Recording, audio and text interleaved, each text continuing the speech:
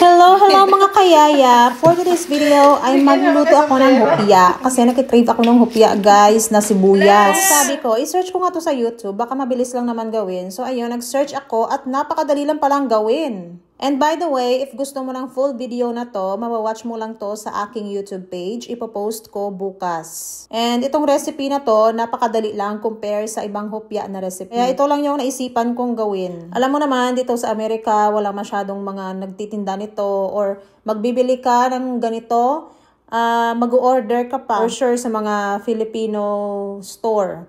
Kaya, ikaw na lang yung gagawa, tapos makakatipid ka pa.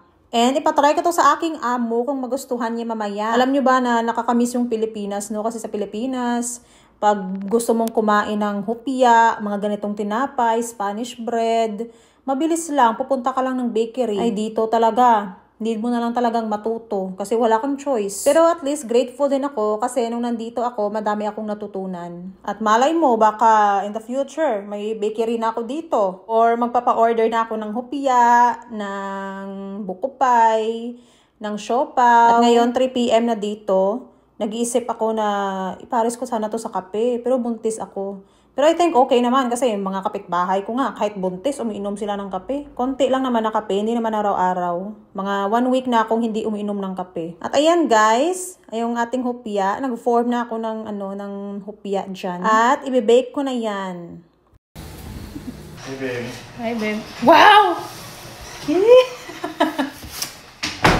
That's how many sugar did you put in that making of love? You can try here. Wow! Come here. I'm making the bread, babe. You should try. Okay. Dinalhan ako ng aking amo, guys, ng ano. Make it? Not tea.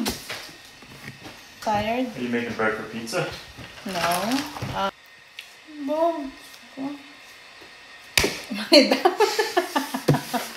Bigyan niya ako guys ang pera. Don't flash the money. Wow, 50, 800. Ay! Oh. Hello. Now my husband is going to try hopya. It's his first time. Hopya. Try it if you like it. Tastes good? Mm-hmm. Hindi alam guys na merong sibuyas. So, no, you're just gonna eat it. That's great. You can have it. You don't want it anymore? No, I do.